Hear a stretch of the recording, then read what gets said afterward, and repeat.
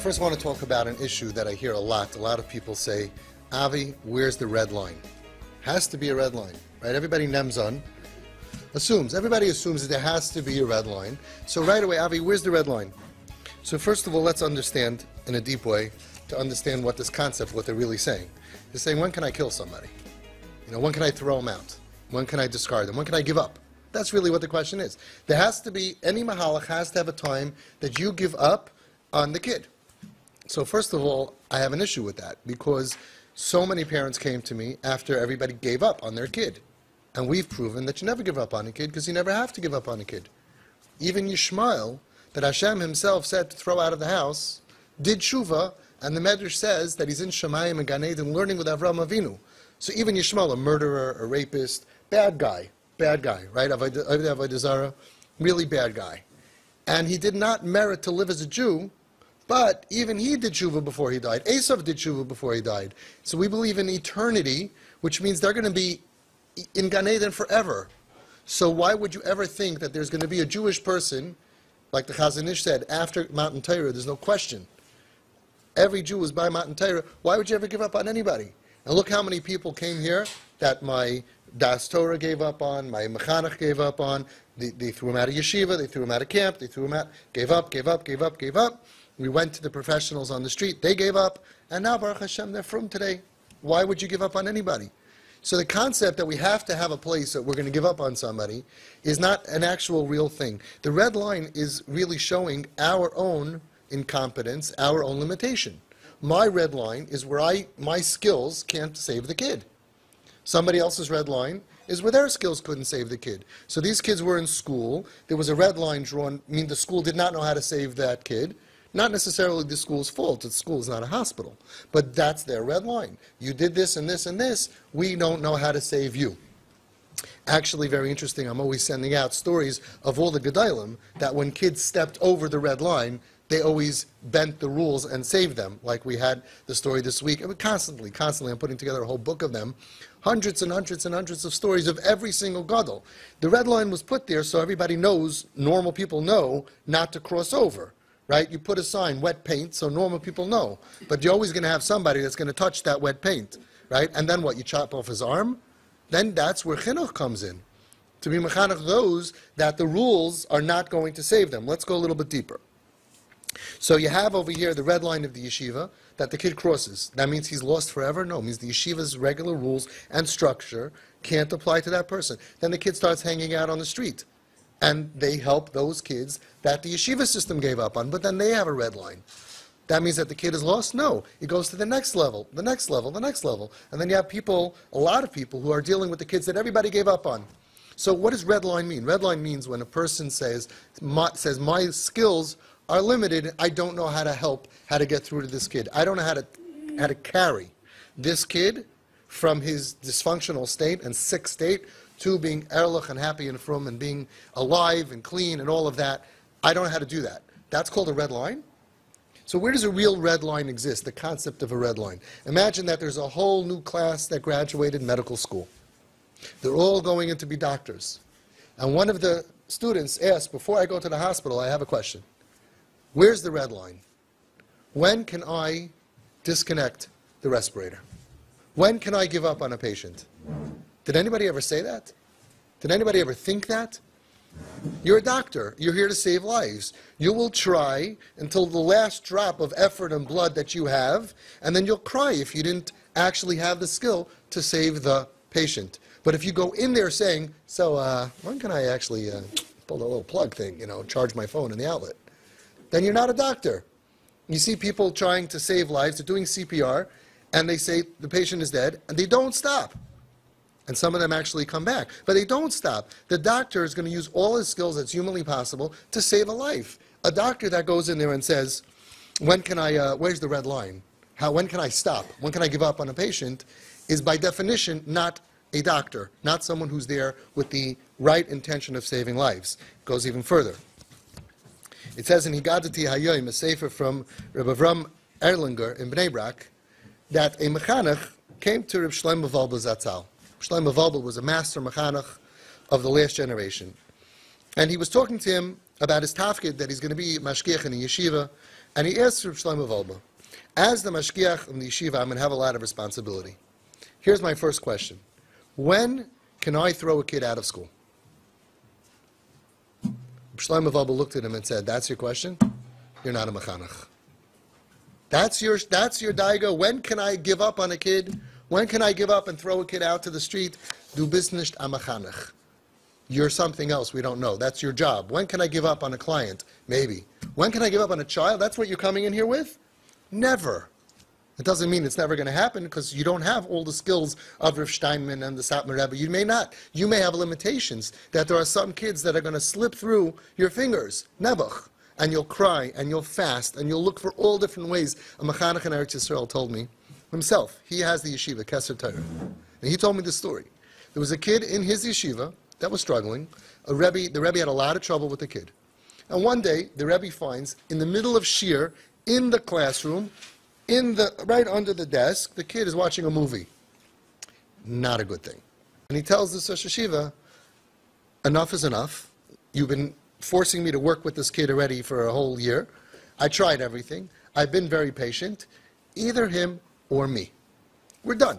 I cannot be teaching while there's a kid watching a movie in class, and obviously this kid is so bad, I can't deal with him, either him or me. So he said, listen, we have Rav Steinman. He was alive in those days, right? Let's go to Rav Steinman.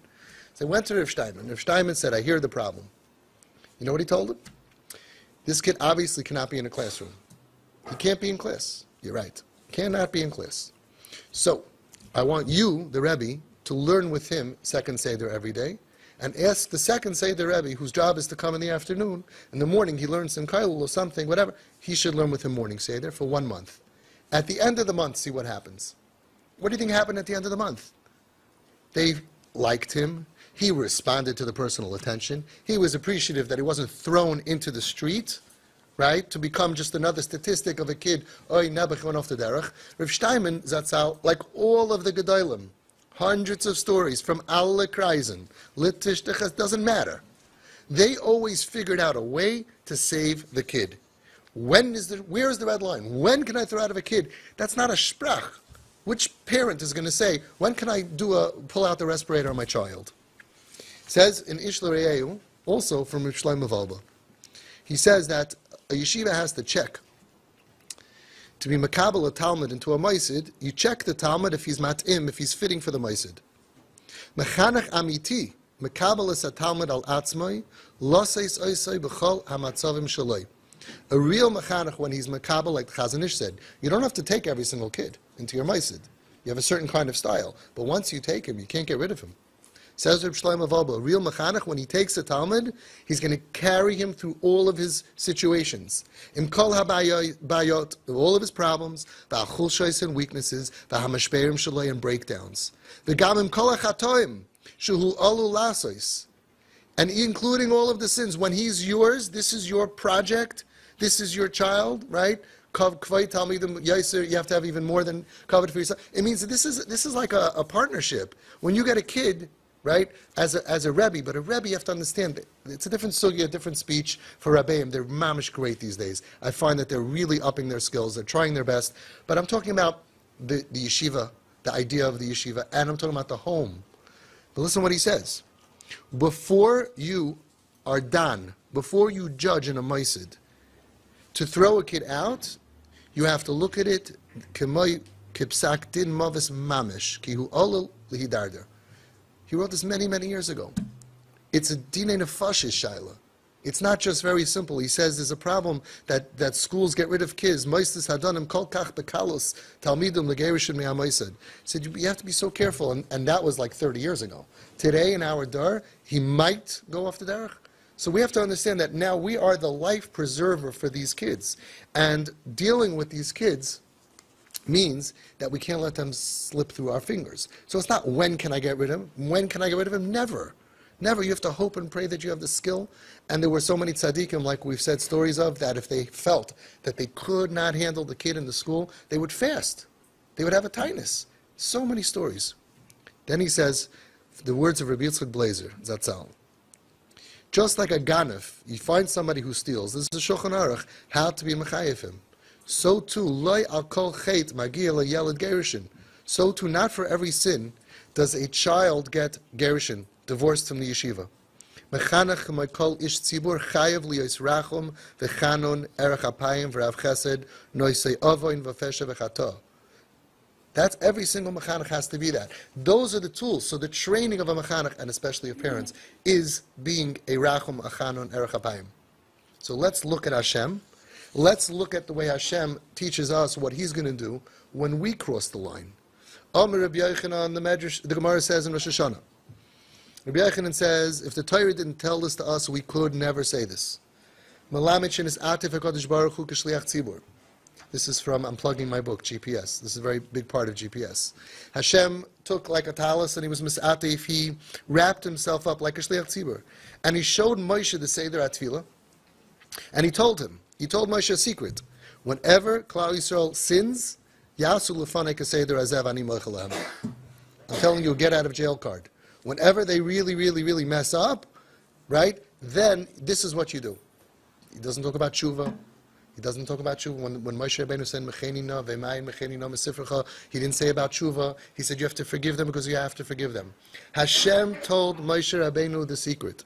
Whenever they are going to sin really bad, and you don't know what to do, and you can't fix the problem, this is the secret code. And then he teaches him, Vayavar Hashem upon Vayikra. Hashem, and then there's a line. What's the line called? Anybody knows what the line is called? What? Psikta. That's a psikta? No, psik. Right? A line. It says Hashem, there's a line, and then it says Hashem ke'el racham achan and erech apayim rav ches. The 13 Yud Gimel Midas Rachmim. The 13 attributes of mercy. Now listen to this. Says the Rabbeinu Bechaya, the first time it says Hashem, it says it twice. The first Hashem is etzem v'loy midah. The etzem essence of God is that He is Yud Kei Vav Kei Midas Rachmim. In other words, that's who He is. There might be times for Midas Hadin, there might be issues and mishpat and all of that. But what is Hashem be'etzem? He's not a meanie. He's not that tough high school principal running around with a rod. Right? Now think about it, because we're going to apply this to ourselves. What are we be'etzem? Hanhaga, we can have different hanhaga. But what are we be'etzem? We be'etzem have to be like Hashem, v'olachta b'drachav, as we've spoken about. Yud Kei Vav Kei is the etzem of Hashem. He's not neutral, and He has two ways of dealing with us, with rachamim or din. He is be'etzem rachamim. Then there's a line. And then, Hashem Hasheni Midah. That's His character trait of how to deal with us. V'hu midas harachamim, Yud Kei Vav Kei is rachamim, b'loi tshuva, u'v'loi she'ela. This is what the Rebbeinu Bechaya says. Without tshuva and without asking. El ka'av rachamon, like a merciful father, shu merachem al b'noi, who has mercy on his child. V'yadei by mashu tzarich, he knows what he needs. V'noisen loi, mibli she'yishal mimenu. A father knows what my kid needs. I'm going to give it to him even if he doesn't have to ask me for it. Even before he asks me. V'chein HaKadosh Baruch Hu yis'ale merachem. Hashem yisbarach merachem hu al harasha afilu b'li tshuva. So now, who needs mercy? Who needs Hashem to have mercy on him? Everyone.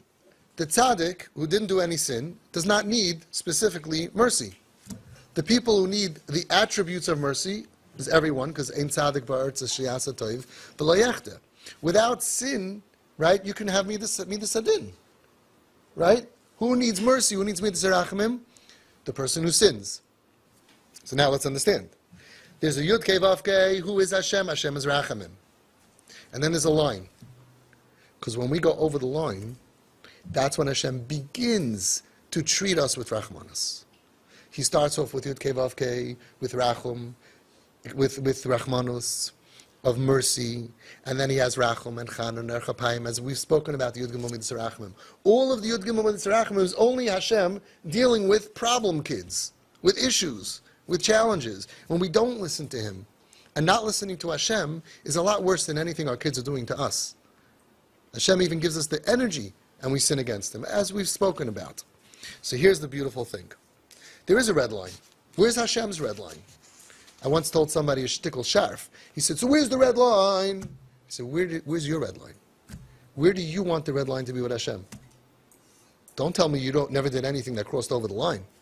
Don't tell me you're the Ein Tzadik Ba'aretz Hashiyatza Tov V'Leachta. You're the exception. You're the Tzadik. Where would you like your line to be? Your whole life, everything that we have, is living off of the other side of the line. But for this kid, you have to have a red line? Who said there has to be a red line? Whoever heard of such a thing, that there should be a concept of a red line? A red line is where you personally give up. Right? The teacher who gives marks to a class of kids is marking his ability as a teacher to get the information to each child. One kid, the teacher gets 100, because I got 100% of the information to this kid. Probably the easy kid who just, whatever you say, he gobbles up and he remembers. And this kid, I was only able to get him 40% of the information this week. The mark is for the teacher, of how skilled the teacher is in getting the information into each child. And I've had kids, and I'm sure we've all had kids, who one year was struggling, and then all of a sudden the next year it's harder material and he's getting hundreds. Because that teacher had more ability and skill. So when that teacher said, your kid got 100, I'm like, you got 100. You're amazing. You got 100% of the material into my kid. And the guy last year could only get 60% of the material into my kid. So we're not judging the kids, we're judging the ability of the Rebbe. Because every Rebbe has to realize that if you get into the classroom and you just close your eyes and talk, and everybody listens and you leave, that would be wonderful. But that's not reality. The reality is this one is traumatized, and this one is spacing out, and this one is having trouble at home, and this one didn't sleep at night, and this one, his parents are fighting, and this one doesn't have money.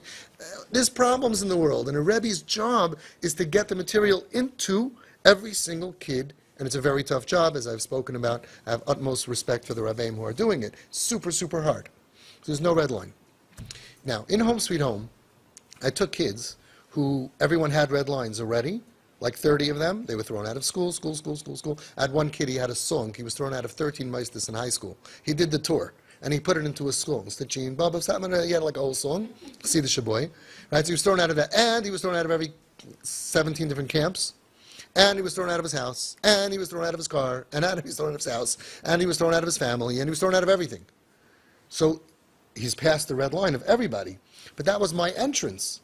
So your red line doesn't have to be my red line. That was the entrance to get into Home Sweet Home, was to be that type of kid. And he did wonderful. He's such a mensch, he's such a wonderful kid today. So the question was, where's my red line? Now that's tricky, because I felt like Reb Shlomo Wolbe, who said that before you throw your kid out, it's a psak in mavis. I knew that if I throw kids out of Home Sweet Home, for breaking rules, for crossing the line, that's really, at that point, I didn't know where they would go. I could not afford to let any neshama pass through my fingers. But there was a problem. It's going to sound surprising. The kids in Home Sweet Home did not listen to rules. It wasn't a shock. I mean, that was the way to get in. So if you have to have certain rules. We had a lot of rules, but I didn't expect them to listen to it. When they broke the rule, I wasn't angry. I was like happy, because I was going to show him the tikkun for them is, now that you broke the rule, let's talk about it. And that's how I was able to help them. Of course they're going to break the rules. If they could follow rules, they never would have ended up in Home Sweet Home. We don't have to wait for them to be in the bottom of the barrel in Home Sweet Home. We could start that much earlier. When a kid breaks a rule, we could sit down without anger. And I've done this every kid, and I'm like, well, not every kid. Some my mamish had it easy with. Some of them mamish responded, it was so good. But most of them were quite challenging. And I would sit down and say, so, and they would be realizing that I'm not angry at them. I'm watching them with their struggle to do what they said they're going to do. It has nothing to do with me. Let them figure, and they're like, yeah, I messed up. Okay, what should we do about it? And they're very reasonable if they're not being attacked. So I'll tell you a story. I've said it in the past, and we'll end with this. In Home Sweet Home, there was no weed around. That was the rule. And in fact, they went clean. Every single kid went clean the day they moved in. Most of them were smoking weed and other stuff, and they would, like, on the porch, on the stairs, flick it, and then they came in. Now, it's true, they're kids, and some of them snuck in behind my back that I didn't know about once in a while, but I didn't care, because they're on a bus to being clean. By the end of the year, nobody went back to the street. Nobody went at the end of the year back to being where they were. So as long as they were sneaking it in once in 3 months behind my back, hoping they don't get caught, I was fine with that. I just didn't want them smoking a full day every single day like they were before. And they went clean without any help. No AA, no 12 steps. There was a group of kids, actually harder for me, that I took in from a rehab and a aftercare rehab that sent me 6 boys, and they were part of AA. I didn't say not to go, so I worked in the program that they can go. But everybody else went clean just with us, just with us. And this kid went ahead and he smoked weed. So I went ahead, I've told the story in the past where I made believe, I'm not going to get into all the details, I made believe like I knew, he thought I knew, I looked at his eyes, right? But the bottom line is that I did a hair follicle test. I took their hair follicles and I put it in a cup and I said I'm going to test it. And I went into him, it actually wasn't the follicle, stupid me, I didn't know it's supposed to be the follicle, I just cut the hair because I never sent it in, and I really didn't know, and it was just, it worked, hey, it worked, okay? It helps if you don't know anything. Much easier, it's better, don't know everything. And I went to him when he was in the kitchen on a Friday afternoon. He was there alone. And I went into him and I said, please tell me I'm not going to regret this. And I took out the cup with his name on it, and I turned it over, and I knocked out his hair. And then I took a scissors, and I cut my hair, and I put it in his cup, meaning that the test would be on my hair. And he would show up, hopefully, clean. Okay? You know, like the story, this kid, this boy, he needed a urine test for weed, and he bought some weed, like some urine, off the internet. They sell, or he borrowed it, and the guy came back and said, I have good news and bad news. The good news is you're clean, the bad news is you're pregnant. So you got to be careful whose stuff you take, right? But the idea was, and I looked at him, he was speechless, because I was telling him, I'm putting you ahead of everything. I told him, I'm not going to regret this, and he said no. He just was nodding, like no. And I told him, I have a board. They thought I have a board. Guys, if you're listening, there was no board. I had officially a board. I never even spoke to them. Anyway, so I said, I can get fired for this. How can I get fired for this? I don't know. I said, I can get fired for this. And then I told him, I'm an honest person. He said, yeah, I know. I said, this is not honest. I said, I'm willing to be not honest to save you because I care about you. Am I going to regret this? No.